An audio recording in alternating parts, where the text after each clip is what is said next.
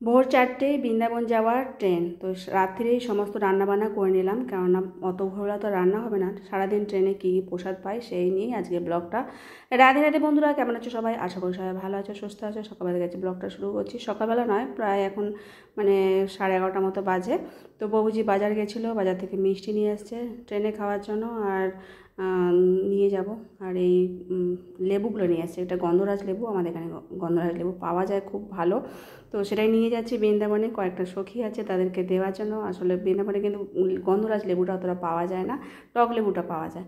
আর এদিকে শসা, আর এদিকে ধনেপাতা নিয়ে এসেছিলো, কাঁচা লঙ্কা, আদা, এগুলো সব রান্না করব। আর এখন একটু নিয়েও যাব। আর তোমাদের দেখিয়েছিলাম যে বিষ্ণুভোগ রান্না হয়েছিল, তো সেই বিষ্ণুভোগ ভগবানকে সেবা দেওয়ার পর প্রসাদ পেয়েছিলাম।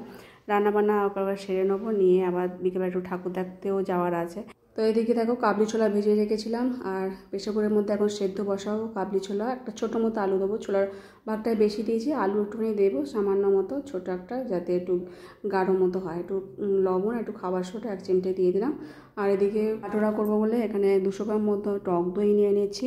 এটার মধ্যে 1/2 চামচ খাবার সোডা আর বেকিং পাউডার 1 চামচ দিয়ে ভালো করে এটাকে মাখিয়ে রেখে দিয়েছি। খানিকক্ষণ পর এটা একটা ফ্লফি ভাব এসে যাবে। এদিকে আমি ময়দা নিয়ে নিই, ময়দাটাকে ভালো করে চেলে নেবো। অল্প একটুখানির মধ্যে আটা দিয়েছি, বেশিরভাগটা এগুলো ময়দা দিয়েই করে, তো দিয়েছি অল্প একটু আটা। তো চিনি দিলাম, লবণ দিলাম, আর রিফাইন তেল দিয়ে মেখে নিয়ে দেখো দইটা এরকম হয়ে গেছে। এখন এই ময়দার সাথে দিয়ে ভালো করে মাখিয়ে নেবো। অল্প অল্প করে উষ্ণ গরম জল দেবো, দিয়ে ভালো করে একটা ডো করে দেবো। 2 ঘন্টা মতো রেখে দিলে ভালো হয় ময়দা মাখাটা। তো এই মেখে রেখে দিলাম। আর ওইদিকে কাবলি ছোলাটা সেদ্ধ করে নিয়েছি। তারপর ঠাকুর দেখতে বেরোবো ভাবছি। তো কেননা বৃন্দাবনে চলে গেলে আর ঠাকুর দেখা হবে না, এই দিনগুলো মিস করতে চাই না। তো যতক্ষণ আছি ততক্ষণ ঠাকুর দেখে চলে আসি। তো প্রভুজি বললো যে জামা কাপড় পরো। জয়িতা, আমি, প্রভুজি সবাই মিলে বেরিয়ে পড়েছি। আর এই যে জয়িতা চশমা পরেছে, কিন্তু চশমাটা স্টাইল, ওটা এমনি চোখের জন্য নয়। তো যাই হোক, ওর ইচ্ছা হয়েছে পড়ার, তাই। আর গোগো ঠাকুর দেখে চলে এসেছে। ও তো সকালবেলা ঠাকুর দেখতে চলে যায়, তারপর বিকেলবেলার মধ্যে চলে আসে, সেই জন্যে। তো কয়েকটা ঠাকুর দেখে তারপরে আমরা বাড়ি আসি। আর টুকটাক এটা ওটা কেনার ছিল, সেগুলো কিনে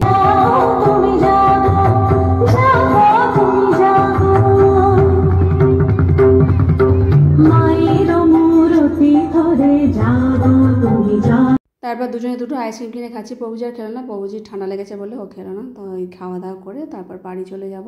আর দেখো ময়দাটা কত সুন্দর ফ্লফি হয়েছে। তো যেমন চেয়েছিলাম 2 ঘন্টা মতোই ছিল, তো তাতেই বেশ ভালো হয়েছে। মেখে রেখে দিলে সুন্দর হয়। এদিকে মশলা ভেজে নিয়েছি আলুটা দিয়ে, তারপর কাবলি ছোলাটা দিয়ে দিলাম, একটু নারকেলও দিয়েছি এর মধ্যে। আর নামাবার সময় একটুখানি মিষ্টি দেবো, আর ধনে পাতা দেবো, আর একটু গুঁড়ো মশলা দেবো কাবলি ছোলা। বাটোরাগুলো সব বেলে নিচ্ছি। আর প্রভুজিকে বললাম ভাজতে, প্রভুজি ভাজছে, আমি সবকটা বেলে নিই, তারপর ভগবানকে ভোগ নিবেদন করব। আর অনেকখানি রাত হয়ে গেছে, তাদেরকে শুতে হবে, কেননা কালকে আবার 4টের সময় ট্রেন ধরবো, তো তার আগেই উঠতে হবে। তো যাই হোক, সব কটা ভেজে নিই। এখন ভগবানকে সেবা দিয়ে কিছুটা প্রসাদ পাবো, আর কিছুটা রেখে দেবো ট্রেনে সারাদিন খাওয়ার জন্য। তো যাই হোক, প্রভুজি ভাজার পর আমিও সেবা দিয়ে দিয়েছি। মিষ্টি নিয়ে এসেছিলাম, দানাদার নিয়ে এসেছিলাম, আর এগুলো কমলা ভোগের মতো শুকনোটা সন্দেশের ধরনের, ভেতরে একটা করে ছোটো মিষ্টি থাকে। কী মিষ্টি বলে ঠিক জানি না, ভেতরে একটা মিষ্টি আর উপরে একটা খোলা থাকে। তো খুব ভালো লাগে মিষ্টিগুলো। তো ভগবানকে ভোগ নিবেদন হয়ে গেছে, এখন প্রসাদ পাবো। আর ব্যাগপত্র সব রেডি করে গুছিয়ে নিয়েছি। দেখা হচ্ছে নেক্সট ব্লগে। সকলে ভালো থেকো, সুস্থ থেকো। হরে কৃষ্ণ।